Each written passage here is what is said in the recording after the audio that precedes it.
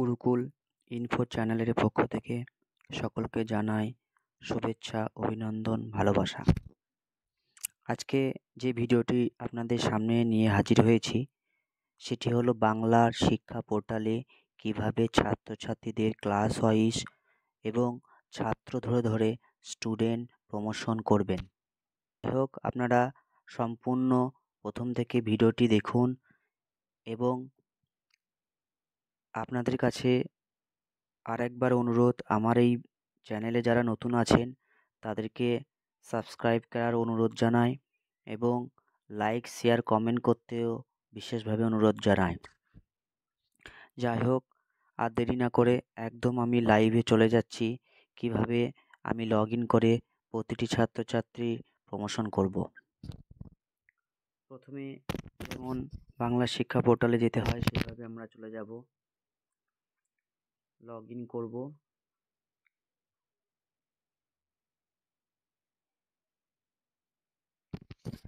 Sign in করার পর এইভাবে যেমন সমস্ত মেনুগুলো খুলে যায়।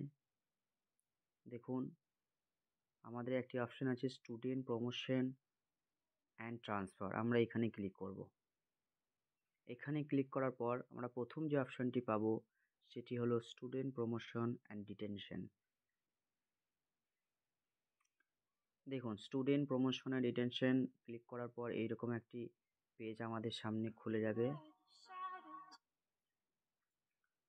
Detention will be applicable in all classes up to class 8 irrespective of CWSN. Please click on the ratio button in detention column. এখানে আপনাদের সামনে আমি একটি বার্তা দিতে চাই, যেটি হলো যারা CWSN আছে একমাত্র তাদের ক্ষেত্রে আমরা ডিটেনশন করতে পারবো, আদারওয়াইজ কোনো ছাত্রছাত্রীর ক্ষেত্রে আমরা ডিটেনশন করতে পারবো না। সকলকেই আমাদেরকে প্রমোশন করাতে হবে। যাই হোক, আমি ক্লাস ধরে ধরে প্রমোশনে চলে যাব। প্রথমেই প্রি প্রাইমারি, আমি প্রি প্রাইমারিতে যদি সাবমিট বাটনে ক্লিক করি এরকম একটি পেজ খুলে যাবে, যাতে প্রতিটি ছাত্রছাত্রীর রোল নম্বর, সেকশন এবং প্রমোটেডে আমাদের চেক থাকবে। আমরা যদি প্রমোশন করতে চাই তাহলে আমাদেরকে নিচের দিকে চলে আসতে হবে সেভ অ্যাজ ড্রাফট। দেখুন, সেভ অ্যাজ ড্রাফট হয়ে গেলেই আমরা student promoted information successfully save. এরপরে আমরা আরেকবার নিচে আমরা আবার ব্যাকে চলে যাব। দেখুন, সেভ অ্যাজ ড্রাফট। আমরা আবার ক্লাস 1-এর ক্ষেত্রেও একইভাবে সাবমিট অপশানে ক্লিক করব, আমরা সেভ অ্যাজ ড্রাফট করব। আবার আমরা ব্যাকে যাব, আবার আমরা ক্লাস 2-এর ক্ষেত্রে একইভাবে সেভ অ্যাজ ড্রাফট করব। এইভাবে ক্লাস 3 একই পদ্ধতি অবলম্বন করে সেভ অ্যাজ ড্রাফট। তারপরে আবার ব্যাকে গিয়ে আমার টার্মিনেশন ক্লাস 4 আমি আবার সেভ অ্যাজ ড্রাফট। দেখুন, এরপরে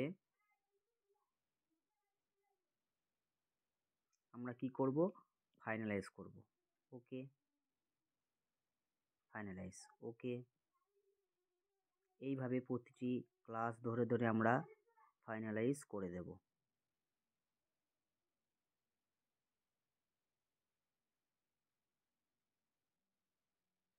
দেখুন, ফাইনালাইজ হয়ে গেছে। আমরা এরপরে গিয়ে ট্রান্সফার আউট লিস্টে গিয়ে